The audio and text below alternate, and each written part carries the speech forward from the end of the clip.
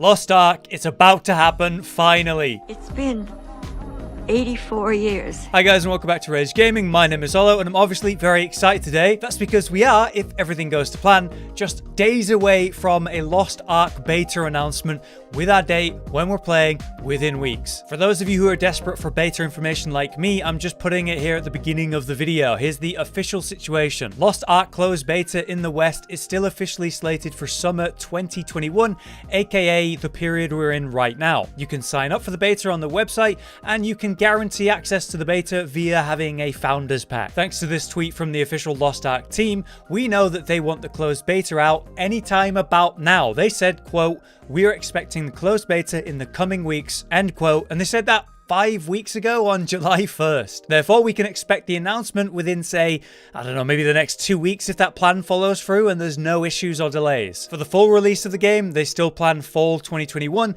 which is speculated to be between September 21st and October. It's all very exciting. We're looking forward to diving in and playing finally. We'll be covering the game here on the channel, so look for that. But do me a favor and drop a like if you wanted to know the current beta information, and appreciate me putting it right at the beginning. But now it's time to actually talk about Lost Ark. What is this game? How does it work? Why you should be excited for it?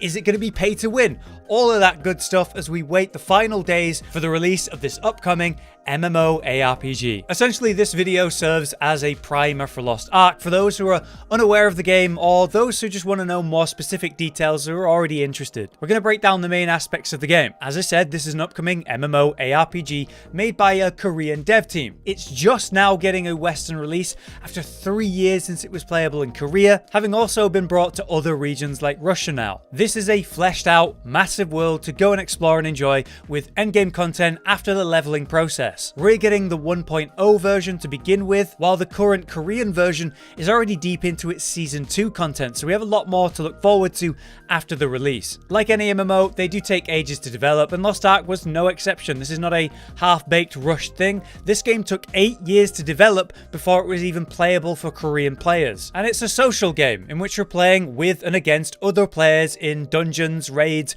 world content, and PvP like any MMO, alongside your personal journeys with, say, the story, your gear progression, life skills, and so on. You've got a character creator to make your own unique character, and also an array of classes to choose between with different playstyles and abilities. Hugely, this game is also free to play, and I do mean actually free because there's no restrictions or limits on the free to play player. They say you can literally do it all. But yeah, Korean MMO and free to play, that must mean it's pay to win, right? Well, not really, no, but we're going to talk about that later. Just looking at the game though, you should have an idea of how this is going to play out. It's super fast action combat that's precise and hopefully satisfying. Whether you're destroying hordes of enemies, whether you're raiding with the squad against a big bad boss, or whether you're trying to outplay your fellow players in PvP. It's all going to be from a top-down isometric camera that you should be familiar with from games like Diablo, or much more relevant these days, Path of Exile. The key difference between PoE and Lost Ark is the main focus. This is an MMO. You're meant to socialize and play with and against others, whether you're vibing, or you're doing combat, or you're working on your economy. So while PoE could be considered like a peak ARPG, Lost Ark has a lot of similar aspects, but it simplifies it for an MMO. To move on and specifically talk combat then, you can see a huge selection of crazy attacks and animation that every class has, and it's all playing very different from one another, even subclasses on the same main archetype. The combat's meant to be pinpoint accurate, so your skills should be going exactly where you're aiming, your abilities should be weighty and flashy, and your combos should chain into each other smoothly. Having watched a lot of reviews and a lot of gameplay and my own hype, I've only heard good things about this aspect of the game, so I'm really looking forward to actually trying it. But when you consider the variety of the classes and the subclasses, the different styles that play out in different ways, I can see this game being very alt-driven. Speaking of classes though, let me explain how that works. We've got 5 main archetypes, which then all have various subclasses, and those are your permanent choice of your class. You start as one of the 5, and then after playing with the spec a bit, you'll choose a subclass to commit to. If you look at the main website, you can see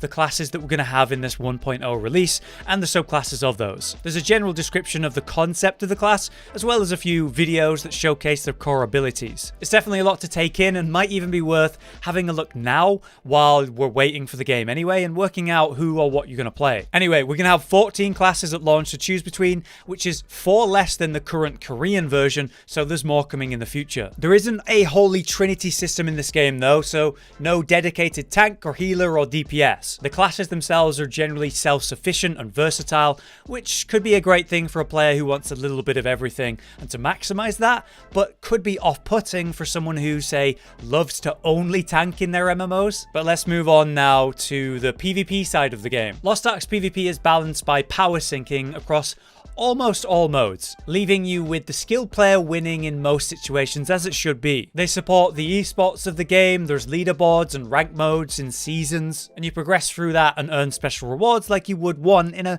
good PvP system. We have arena and different game modes, and they're adding open world PvP stuff in the future as well. As I said though, almost all modes are power synced. The apparent only one that's going to be affected by gear is guild versus guild. I do think it's good that it matters somewhere to give PvP players a reason to progress their power level, but it is completely avoidable if you're not literally in a PvP guild doing guild PvP. Right, so if you're wondering about the leveling process, there's a main story you're going to follow in that. The TLDR is that this is a fantasy world in which long ago, a big bad demon and his big demon legion invaded, and by using a relic called the Ark, the world was basically saved. Now you may have noticed this, but the name of the game is Lost Ark. So I would imagine the story revolves around recovering that Ark. Why? Well, that's because the demons are back. So through the story, we travel the world, fight the demons, and hopefully find the Lost Ark. But now it's time for us to talk about what could be the elephant in the room. This is a free-to-play Korean MMO, and of course that means pay-to-win concerns. The game is being published by Amazon Games here in the West, so there is some leeway compared to what it could have been, but I would say general opinion is this game could be ruined by pay-to-win. And while it does have some elements of it, it'll come down to you if you consider it pay to win and whether it would ruin your experience or not. This is a free-to-play game, so of course there's a cash shop like in every other live service free-to-play game on the market. Spend real money to buy currency and then spend that in the shop. You could buy cosmetics, generic items with that currency, whatever. The question is, will we be able to do anything more than that, like buy advantages over other players? The term whale would refer to someone who spends a lot of money to gain these advantages, and if that's possible, well, I think that will be a bad thing for the game. I don't exactly know what's in the cash shop yet because it's not out, but we can talk about the founders packs that Amazon are offering for this Western version. They come in bronze, silver, gold, and platinum, and if you buy any one of these, you'll be guaranteed beta access when that comes,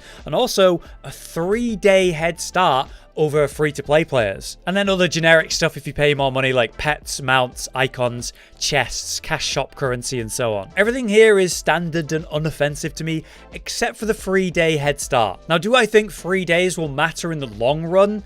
No, not really. Every time I read on Reddit or comments from people who play the Korean or Russian version, they say the 3-day head start isn't going to matter at all. It's not going to amount to anything impactful because once you hit max level, your only real advantage for being there early is getting early into crafting and getting important items in prep to control the market. But no one's going to need those items until a few weeks into release for, say, raiding, which point everyone's been at max level for weeks. They've had time to craft and gather themselves. So the only pay-to-win concern that I am aware of right now is that cash shop and if they will put in any genuine pay to gain power or progress that inhibits other players who don't. So far I've seen no evidence of that, but this is something we need to keep our eye on. If you know anything about this that I've not mentioned here, please let me know in the comments. But there you have it. Those are the main aspects of this big MMO that I feel you should know about. As I said, the beta is meant to be happening during the summer, and based on that Twitter post, it's coming in a matter of weeks as of 5 weeks ago, so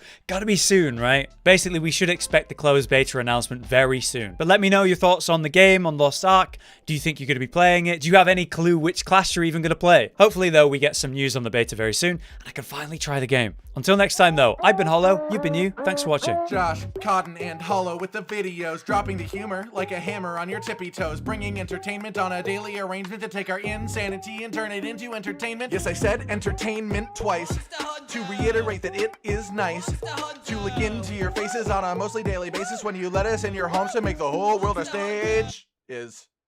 Goodbye.